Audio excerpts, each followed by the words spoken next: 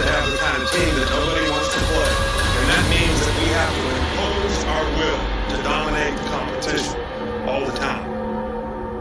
It's all about what does it take to break you. Welcome to Next Opportunity Sports Talk TV. So, 2016 Alabama defense, a blast from the past. This was a loaded roster. So I'm out here sitting on the balcony at this resort, looking at this lake view. I started talking about 2016 Alabama defense.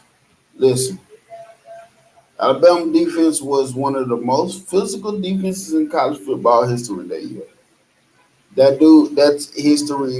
That team defense was crazy. That was a crazy defense. And I'm just thinking about our current defense. I'm thinking about 2016. But I got off our current defense and I got more than 2016 defense.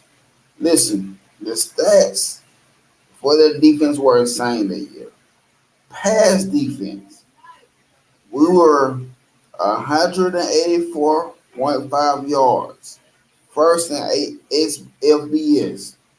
Rushing defense, this is what we're giving up, 63.4 yards per game, first in the FBS. Total defense, this is what we're giving up for a total game of defense, was 247.8 yards per game, first in FBS. So let's go to the scoring, 11.8 points per game. That's what we're letting people score per game that year. It was crazy. We got 45 sacks that year, 24 turnovers, 105 tackles for loss, 11 defensive touchdowns. That year was crazy. And started thinking about this season. Can we just get a little bit of that this season?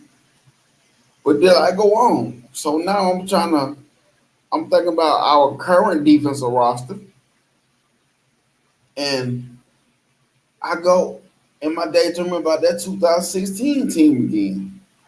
Listen, I'm gonna name you every starter on that 2016 defense that was drafted. Got Jonathan Allen, first rounder. Deron Payne, first rounder. Davin Thomas, second rounder. Tim Williams, third round. Tim Williams was crazy coming out the edge. That dude was super fast. People could not block Tim Williams. He was coming out the edge so fast. Reuben Foster, first rounder. Sean Dion Hamilton, sixth rounder. And I'm gonna say the only reason why he was a sixth rounder because he had a real bad, was it a knee injury or something? He messed his knee up real bad. That's what put him down so bad in that draft. But he would have been a first rounder if healthy. But listen, I'm gonna name you the person that replaced Sean Dion Hamilton, the linebacker, was Rashad Evans, a first rounder. So a dude got replaced, a sixth round draft pick, if not for injuries, would have been a first rounder, got replaced by Rashad Evans, a first rounder. Brian Anderson, second round. Marlon Humphrey, first round. Anthony Averett, fourth round. Mika Fitzpatrick, first round. That was his sophomore season too. Dude had a crazy sophomore season that year. Eddie Jackson, fourth round. If he wouldn't have got an injury his final season, whenever the season was, I believe he would have been a first rounder. And Ronnie Harrison, third rounder. If he would have just came back for his senior season, he would have been a first rounder. Listen, I'm thinking about this defense because that was a crazy year, and that was a year I thought we lost to Clemson in the national championship.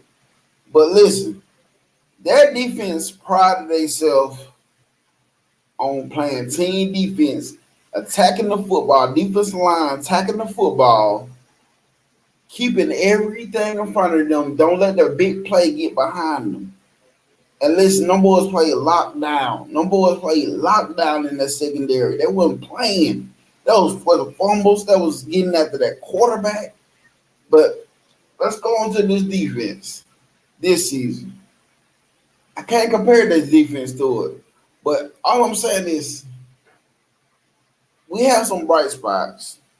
But if we can just get a little bit of that mindset, that mentality the 2016 defense had, we can get back to dominance where we were. Pete Golden is gone. Kevin Steele is here now. Kevin Steele is here. I know Kevin Steele is going to pride himself on the defensive lineman, attacking the football. I know Kevin Steele is going to pride himself on not letting the big play get behind you. Let's keep everything in front of us. I know he's going to pride himself on, listen, linebackers, y'all need to close in fast. Keep everything in front of you and close in fast.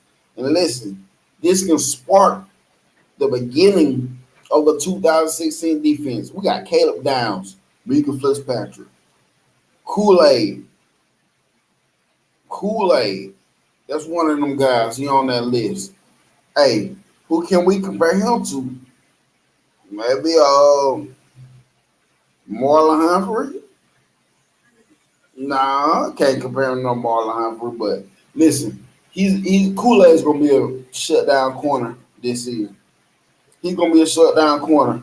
But I'm gonna tell you who else I think we overlooking a lot is Terrion Arnold. I think he's gonna be one of them hard-nosed defensive backs this season that gonna get it done because of last season he had growing pains, but he had more ups than I say downs. He had a lot of ups and downs, but he was learning. He was going through a learning process, and he played very well.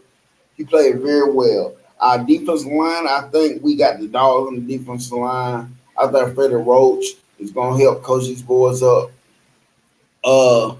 According to compared Pete Golden defensive scheme compared to Kevin Steele defensive scheme, I feel like Kevin Steele defensive scheme is going to allow our defensive line and Freddie Roach to get after the football.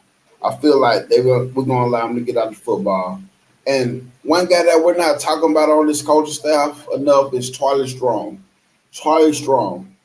He's not gonna be an on-field coach, but I believe he's gonna be one of those coaches that's in the background. It's gonna have a big influence on a lot of these guys, a lot of these defensive game plans that's coming into the season. I feel like Charlie Strong is a guy that we're not talking about enough.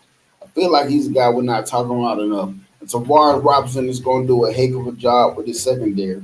So when I start looking at this team versus the 2016 team, which was incredible, no, I don't think they can be 2016 defense, but I believe this season will be the mark of a beginning of the 2016 season again because we're recruiting at a high level like always. We do recruit at a high level, but yes, we do got question marks that we need to fill. But I think these young, talented guys and these coaches are going to come in and revamp Alabama defense, get it back to the standard that we wanted it, like always, that we're used to.